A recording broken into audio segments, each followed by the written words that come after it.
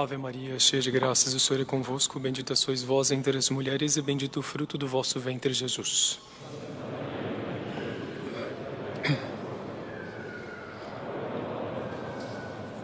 Sentem-se, por favor.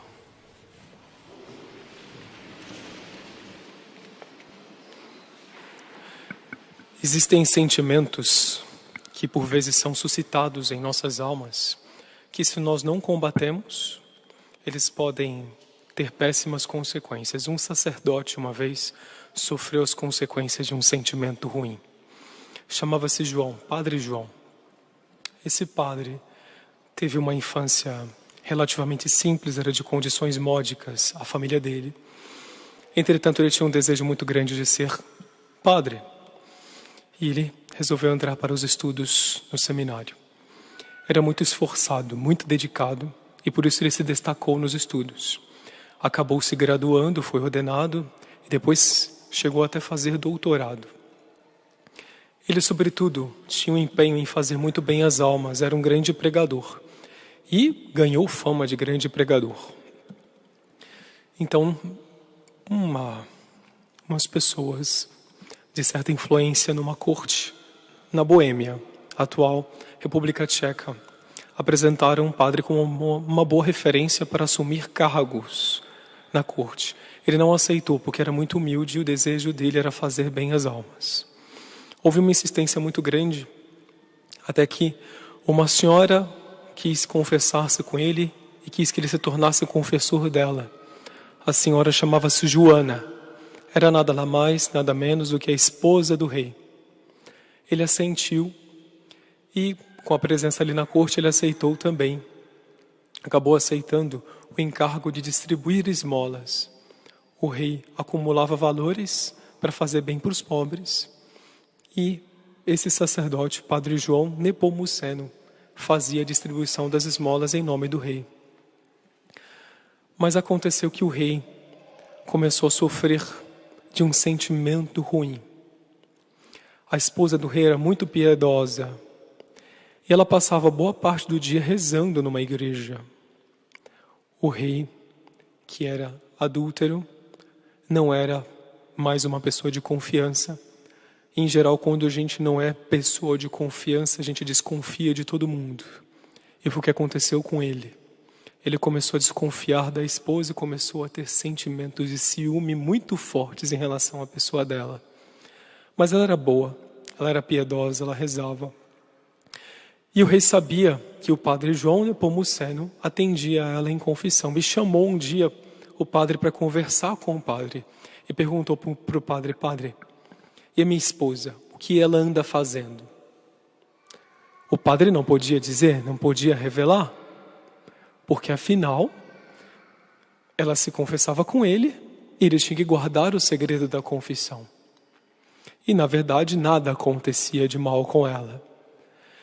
O rei insistiu com o padre não quis revelar o segredo de confissão.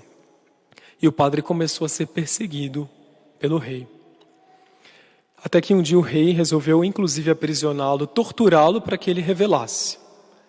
E o padre não quis, ele tinha um compromisso com Deus, tinha um compromisso com a igreja, não quis revelar. Soltou o padre com medo, porque o padre tinha fama de santidade, ele era de fato um muito bom pregador, muito bom confessor, e as pessoas o estimavam muito. Até que um dia o rei chamou o padre, insistiu mais, torturou, perdeu a paciência e acabou jogando o padre num rio. O padre morreu. O rei ficou morrendo de medo porque ele não queria desgostar a esposa com esse fato. Mas achava que nada ia acontecer porque jogou no rio, o rio leva embora. Mas aconteceu um milagre. O corpo do padre ficou boiando no rio bem próximo ao palácio onde residiam o rei e a rainha. E acabou que, boiando ali, um milagre se deu. Luzes saíam do corpo do padre, luzes, demonstrando a santidade dele. O corpo foi retirado. Anos depois, quando foram fazer a exumação do corpo, descobriram que a língua do padre não havia apodrecido, havia ficado intacta. um outro milagre operado por Deus para premiar o fato de ele fazer bom uso da língua. Mas ficou uma lição, entre muitas outras, a respeito desse sentimento horrível que por vezes surge na nossa alma, são inclinações oriundas do orgulho, que é o ciúme. Todos nós, se não tomarmos cuidado, podemos ser tomados por esse sentimento. E a liturgia de hoje vai nos apresentar algumas lições abordando justamente o tema do ciúme. Na primeira leitura lá narra um fato que se deu com Moisés. Moisés, ele já estava com idade avançada, estava velho, ele já não tinha condições de cumprir com as funções dadas por Deus e pelo povo. Ele precisava de apoio. Então, ele resolveu passar o espírito dele para outras pessoas, a fim de que outras pessoas pudessem exercer as mesmas funções que ele, inclusive profetizar. E narra aqui a leitura que o Senhor desceu na nuvem e falou a Moisés, retirou um pouco do espírito de Moisés e deu aos 70 anciãos. E eles todos puseram a se profetizar. Começaram, portanto, a participar da missão de Moisés.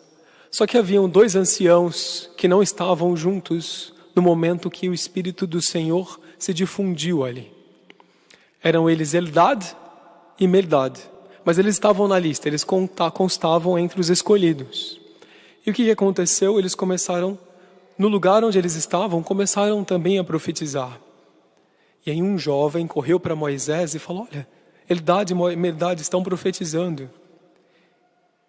E Moisés escuta uma pessoa dizendo, Moisés, meu senhor, manda que eles se calem. E ele responde, tem ciúmes por mim? Deus queria dar esse dom, o dom da profecia, para esses 2 homens também, para que eles também guiassem o povo. Não havia razão para se enciumar, para odiar, para não querer que eles tivessem uma participação nesse dom. Esse sentimento não existiu só no Antigo Testamento, não existiu só no passado, existe hoje, mas também existiu e se narra no Evangelho a respeito desse sentimento. Porque os apóstolos no convívio com o nosso Senhor foram recebendo dons. E entre os dons que eles receberam estava o dom de expulsar demônios. Eles o faziam em nome de nosso Senhor. E aí São João, que era um apóstolo muito querido de nosso Senhor, mas que ainda estava sendo formado por Deus para cumprir a missão dele, se aproxima de nosso Senhor falando, mestre, vimos um homem expulsar demônios em teu nome, mas nós o proibimos porque ele não nos segue. Nosso Senhor condena essa atitude de São João. Não o proibais, pois ninguém faz milagres em meu nome para depois falar mal de mim. Quem não é contra nós é a nosso favor. Nosso Senhor fica insatisfeito com essa atitude ciumenta de São João e dos apóstolos que mandam que o homem deixe de expulsar demônios. Portanto, o ciúme é um sentimento, segundo o que nós vemos no Antigo Testamento, nessa atitude de Moisés, e segundo o que nós vemos nas palavras de Nosso Senhor, é um sentimento condenável, é um sentimento que merece advertência. Mas o que é o ciúme? O ciúme se manifesta de diversas maneiras. Uma das maneiras de o ciúme manifestar-se é justamente através dessa dificuldade em reconhecer a superioridade do outro. O outro tem alguma coisa superior e eu enfrento dificuldade em reconhecer. Ou outro tem um mesmo dom que eu possuo, eu acho que eu sou o máximo porque eu possuo aquele dom, e eu olho um outro, puxa vida, ele tem a mesma coisa, e a dificuldade é aceitar que o outro tem. E a gente às vezes fica até inclinado a dizer, quando alguém elogia um outro, que é objeto do nosso ciúme, a gente fica assim, mas não é bem assim, não é tão bom assim, fica até inclinado a apontar defeitos, etc. O fato é que nosso Senhor condenou o ciúme no Evangelho de hoje. Os apóstolos, os profetas, manifestam uma atitude ciumenta só porque aqueles não estavam com eles. Ele não está conosco. Eldade e Meldade não estão conosco. Então eles se manifestam ciumentos. O problema está só nesse ponto. Entre os apóstolos, está só nesse ponto. Entre os profetas. Mas nós sabemos que o problema do ciúme ele pode ser mais grave, pode ter origens mais graves. Sobretudo quando há ciúmes em relação à prática da virtude, à prática do bem. Muitas vezes, alguém tem ciúme de um terceiro por causa da atitude que esse alguém tem errada. Uma atitude pecaminosa. Então, alguém que quer viver errado, quer viver no vício, vê que um outro pratica o bem, pratica a virtude, fica com ciúme, fica com ódio. Quando isso acontece, as consequências ainda podem ser piores. A consequência mais feia que houve a respeito do ciúme, em torno do ciúme, se encontra dita aqui por Santiago na segunda leitura. No finalzinho ele fala que condenastes o justo e o assassinaste. E disse, existe, infelizmente, essa inclinação. Quando alguém pratica virtude e nós não temos desejo de praticar a mesma virtude, de ser bom como aquela pessoa é boa, essa pessoa representa um problema para a nossa consciência. E a inclinação nossa é fazer a mesma coisa que fizeram os fariseus, os saduceus, os mestres da lei em relação ao nosso Senhor. Nosso Senhor perturbava as consciências das pessoas que queriam andar mal. E é por isso que crucificaram, e é por isso que Santiago diz essa frase: condenaste o justo e o assassinaste. Assassinaram nosso Senhor porque Ele era justo. Porque Ele era justo. Agora, por que isso acontece? Qual que é a raiz dessa inclinação péssima que nós levamos na alma e que pode levar a crimes atrozes, a horrores como esse? Acontece que, quando nós tomamos uma postura boa, infelizmente, devido às nossas fragilidades, nós não somos radicais como deveríamos ser. Não somos intransigentes com o mal que há em nós como deveríamos ser. Mas isso não acontece quando a gente abraça uma postura ruim. Quando uma pessoa resolve fazer uma coisa errada na sua vida, viver de modo errado, em geral a pessoa vai criar uma doutrina para poder explicar isso, vai, por assim dizer, criar uma religião para poder explicar isso, e vai ser intransigente com tudo que contraria a atitude pecaminosa dela. Tudo, inclusive com os demais. A pessoa fica intransigente e começa a criar tudo quanto é que é crítica para poder permitir-se continuar no caminho errado sem que haja alfinetadas na sua consciência. A liturgia de hoje nos adverte a respeito do ciúme. Em primeiro lugar, da nossa postura pessoal em relação ao ciúme. Será que por vezes eu encontro dificuldades em aceitar o que há de superior no outro, em aceitar que há algo de bom no outro? Às vezes eu não critico pessoas que são boas porque elas mexem com a minha consciência, porque elas me convidam para o caminho do bem que eu não quero trilhar. Só que a liturgia também nos pode favorecer uma outra pergunta. Porque às vezes nós podemos ser objeto de ciúme. Nós podemos ser objeto de ciúme. A gente vive no mundo, nós vivemos num mundo relativista. Tudo é relativo.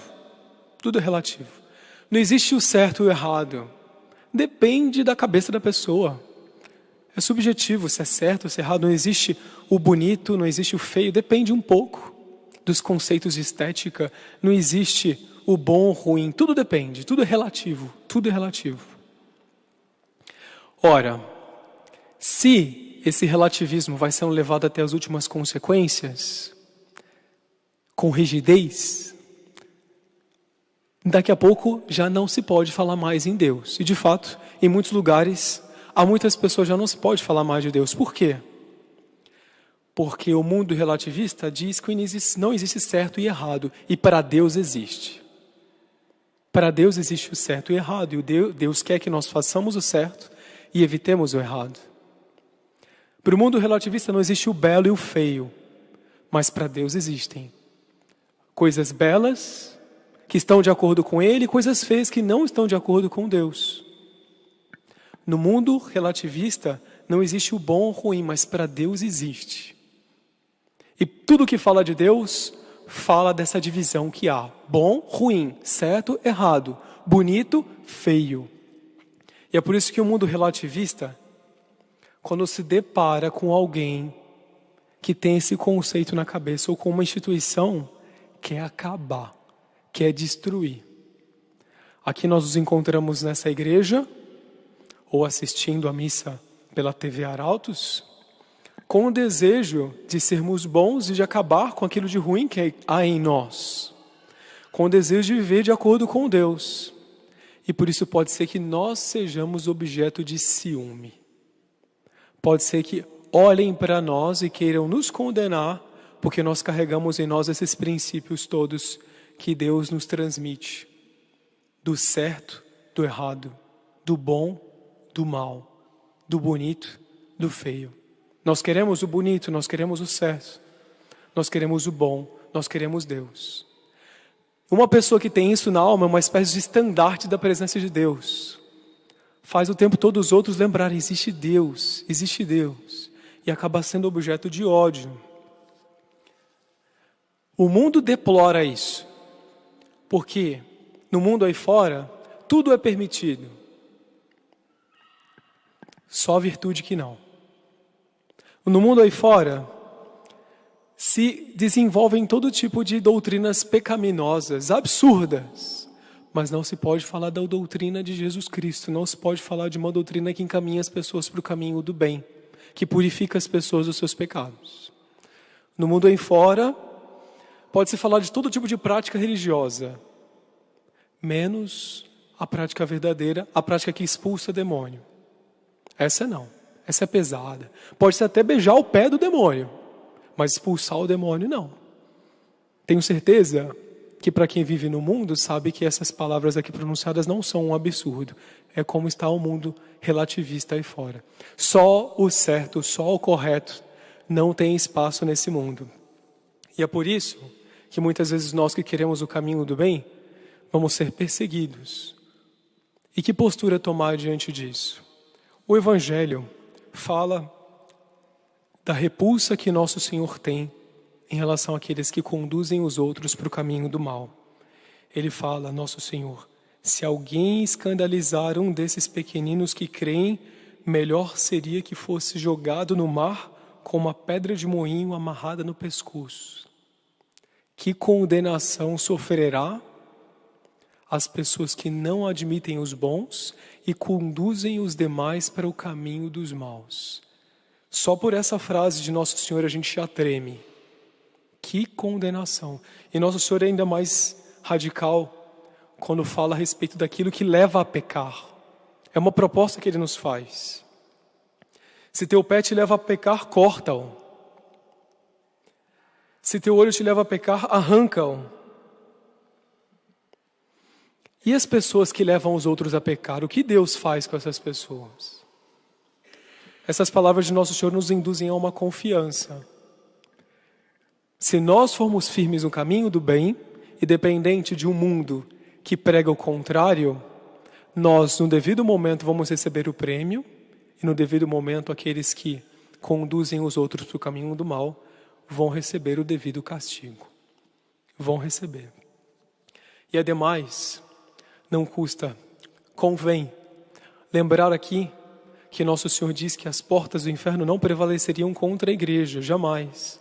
Portanto, na medida que nós nos submetemos àquilo que a igreja nos ensina em relação ao bem, essa promessa se aplica também a nós. O mal não pode prevalecer em nossas vidas se nós quisermos abraçar o bem com verdadeira integridade. De maneira que ele, do dia de hoje, nos convida a nos examinarmos sim a respeito do nosso ciúme, mas também da nossa postura diante do ciúme dos outros, das pessoas que nos odeiam, que não nos querem bem, porque nós queremos o caminho do bem. Se permitem, concluo contando um fato que se deu com o mestre espiritual dos arautos do Evangelho, Dr. Plínio Correia de Oliveira. Dr. Plínio, quando ainda muito jovem, já estava ultra decidido a trilhar os caminhos do bem, ultra decidido a ser um católico verdadeiro, seguir a nosso Senhor Jesus Cristo de verdade. Ele estava fazendo faculdade de Direito e ele gostava de frequentar a casa de uma família em São Paulo que o estimava muito, era uma família muito relacionada com a família dele. Era uma família que o estimava muito e sabia que ele gostava de um prato popular em São Paulo, um prato chamado cuscuz paulista. E Dr. Plínio realmente apreciava, ia nas casas dessa família às vezes para visitá-los, e ele sempre preparava o prato que ele tanto apreciava. Foi várias vezes nessa casa, só que essa casa, o patriarca da casa, também era do mundo do direito, ele era um advogado, conhecia bem a postura de Dr. Plínio em relação à religião e ficava fazendo umas perguntas para atrapalhar a vida de Dr. Plínio, para pirraçar com ele. E Dr. Plínio respondia à altura, apesar de jovem, respondia com muito respeito, mas à altura. E uma vez esse homem falou: Dr. Plínio, quando você terminar sua faculdade, eu queria lhe chamar para trabalhar no meu escritório, mas eu sei que você não vai querer, não é verdade? E o Dr. Plínio falou: de fato, não teria muita apetência, não. E o homem disse para o Dr. Plínio: você não vai querer trabalhar no meu escritório porque eu sou um advogado ladrão, não é verdade? Dr. Plínio não queria desrespeitá-lo e não respondeu imediatamente, mas o homem: não é verdade isso? Aí o Dr. Plínio deu um sorriso: não deixa de ser verdade. E de fato, ele era um advogado desonesto. E o Dr. Plínio não queria trabalhar com desonestidade, porque ele era seguidor de nosso Jesus Cristo de verdade. E o homem falou: olha, Dr. Plínio, deixa eu lhe dizer uma coisa. Você vai montar o seu escritóriozinho de advocacia e se permanece determinado a seguir a doutrina de Jesus Cristo, a doutrina da igreja, você vai ter o seu escritório entregue às moscas. Ninguém vai no seu escritório, porque você não vai fazer igual eu faço. O Dr. Plínio, naquele momento, ele contava que ele se colocou diante de duas opções na vida, para a vida. Ou aceitar propostas como essa, mas propostas que ofenderiam a Deus e a consciência dele, ou ser cristão de verdade, mas sofrer o desprezo do mundo e até, em função disso, viver na pobreza e no isolamento. Ele pensou consigo: eu prefiro a pobreza, ele dizia essas palavras, eu prefiro a pobreza e o isolamento, mas ao menos eu teria consciência tranquila de estar fazendo a vontade de Deus. E disse para o homem isso. E o homem: tá bom então escolha aí sua pobreza e seu isolamento. No máximo que você vai ser na sua vida, vai ser um juiz de cidade de interior, sem fama, sem dinheiro, sem nada. E começou a apresentar o outro lado da moeda. E Dr. Plínio manteve-se firme na resolução dele. E disse: Nossa Senhora vai me ajudar e eu vou alcançar os desígnios de Deus em relação à minha pessoa se eu for fiel à verdade, se eu for fiel ao certo. Aí o homem disse, conversou, ficou meio sem graça, terminou a conversa. Aquele propósito que ele fez ali naquele momento, negando qualquer forma de relativismo, foi uma postura diante do ciúme desse homem em relação à virtude que ele praticava. Ele levou aquele propósito até o fim da vida. E pelos frutos se conhece a árvore. Quantas coisas maravilhosas saíram das mãos desse nosso mestre espiritual, pelo fato de ele ter sido radical em relação ao bem. A liturgia de hoje nos convida a isso. Vamos pedir a nosso Senhor que nos dê forças para isso. No mundo que prega o contrário disso, que nós sejamos fortes para vivermos em função daquilo que Deus quer para cada um de nós. Louvado seja nosso Senhor Jesus Cristo.